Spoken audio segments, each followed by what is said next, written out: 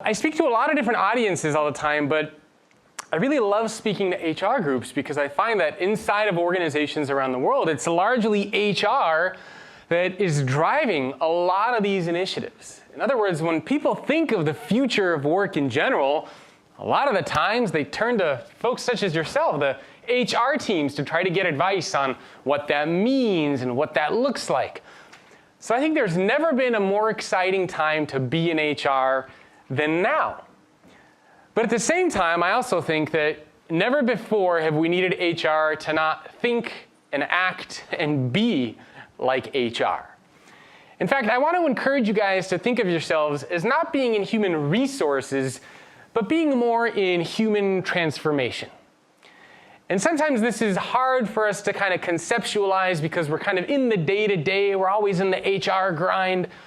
So imagine for a minute that you're an alien. We're going to take a big step back. So you're an alien and you've come to planet Earth just to observe the little Earthlings. You come down in your little spaceship, you park somewhere, and you just hang out. You just watch the people of planet Earth. Now think about some of the things that you would observe. For starters, there are around 7.5 billion people on planet Earth. Average lifespan, 70-ish years, depending on where you look. And from all these people on planet Earth, these 7.5 billion people, almost all of them do something called work. And from all these people on planet Earth, and from all of them, almost everyone does this thing called work. And from all of those people, almost all of them don't like their jobs. Did you know that 96% of the people who watch videos on this channel are not subscribed? That's pretty crazy, right? Make sure that you hit subscribe to the YouTube channel so you can get notified when more videos just like this one are released. I consider for a minute that if you were to look up the word employee in the dictionary, you'll find that synonyms for the word employee include cog, servant, and slave.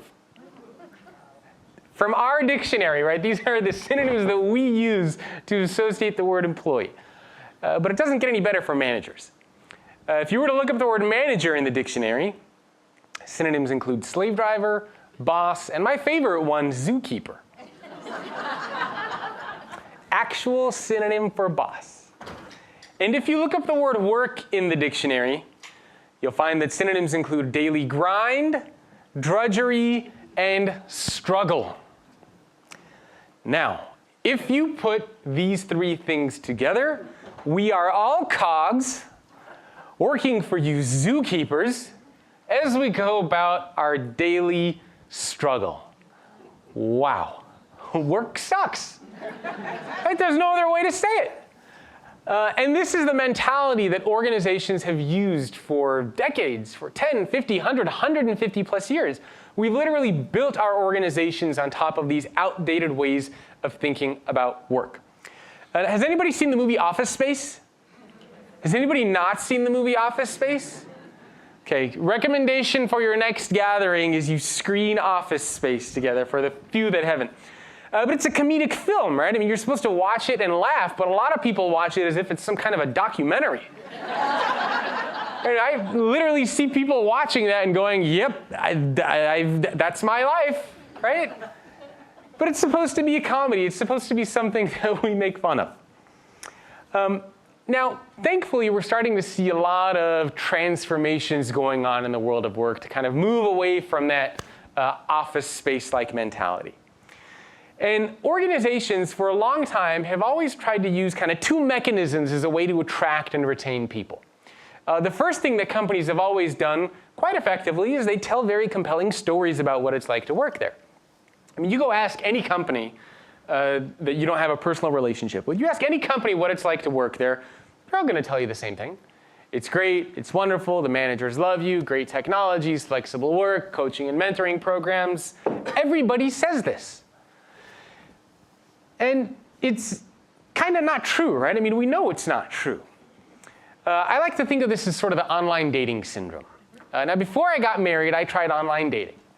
And if you've ever tried online dating, you'll know that oftentimes the person whose profile you see online and the person who shows up to the date, not the same person. It could just be me, I don't know. And I think the same thing is happening inside of our organizations. On paper, we always want to be these amazing, these wonderful organizations. And so we tell a very compelling story about what it's like to work there. Employees start working there, and then they're like, what the hell is this? This is not what I saw online. You pulled a bait and switch on me. And we see this time and time again. Now, imagine just for a minute if every organization was just brutally honest about what it was like to work there.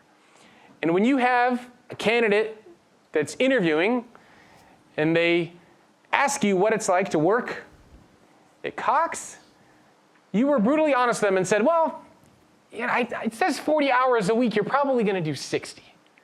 You're going to commute to and from work. You might have a manager that takes credit for your work.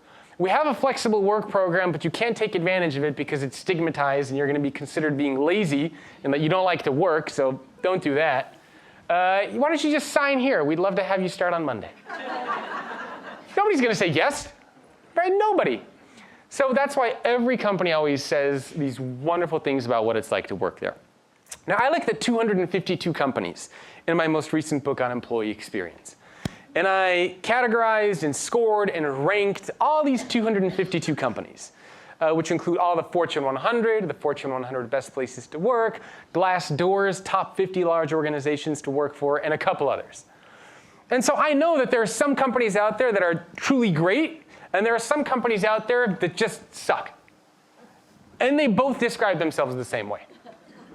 Something doesn't make sense.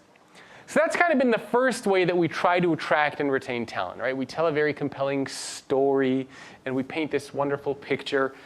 But now with the web, with social media, with sites like Glassdoor, we're starting to see that it's not enough to just paint that picture. You actually need to live that picture.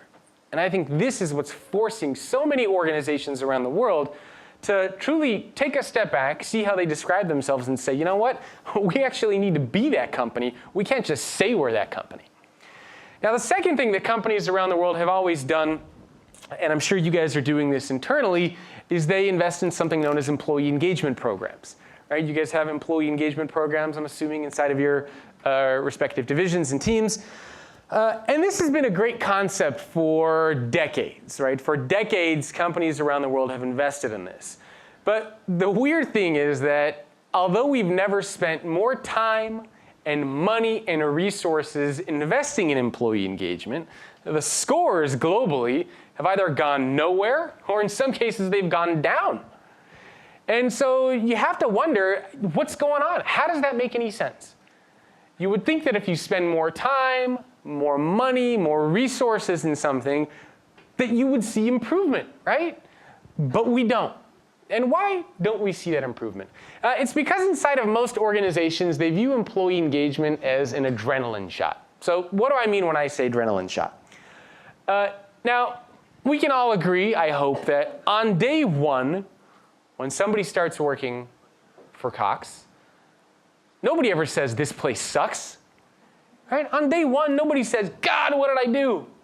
On day one, people are genuinely excited to be here, right? Where am I going to sit? What tools am I going to be using? What projects am I going to be working on? Like you're excited to be here on day one.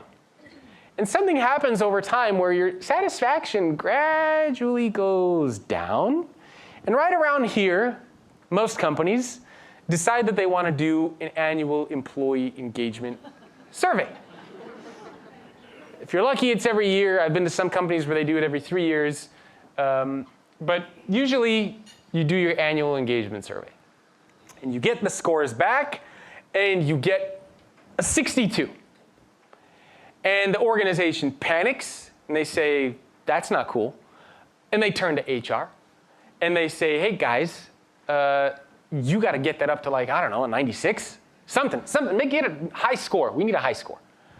And by the way, do it quickly, like tomorrow. And HR says, all right, well, that kind of sucks. Who's got some good ideas? How are we going to improve that score? And people get together and they say, ooh, I got an idea. How about we give them hot yoga on Tuesdays? And hot yoga gets introduced. And guess what? The scores temporarily go up. And everyone says, yay, the perked work. Hot yoga worked. And then over time, it goes back down. And they say, damn it, anybody got another good idea? Say, yeah, how about free food on Fridays? Genius. Scores go back up. And this is how most companies view employee engagement. This kind of up and down, like adrenaline shot. In other words, it's investing in these kind of shorter term things to try to drive long-term value. And this doesn't work for a couple of reasons. The first is that in psychology, there's a concept known as the hedonic treadmill. Some of you have probably heard of it. And the hedonic treadmill is just this notion that as human beings, we adapt. We're pretty good at adapting. So if you give us something that's pretty cool, it'll be cool for a little while, and then it just becomes a standard. Right? So for the first 2 months, you're going to show up to work, and you're going to be like, man, I'm so excited to take that hot yoga class.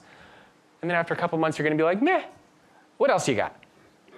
I'm used to that hot yoga. It's kind of standard. Yeah, I know it's there. What else you got for me? Oh, free food? Oh, that's cool. A couple months later, all right, I got hot yoga. I got free food. I got slides in the office. I got dogs. What else you got? All right, well, what other cool thing can you do for me? And the problem with this is that, as I mentioned, we adapt.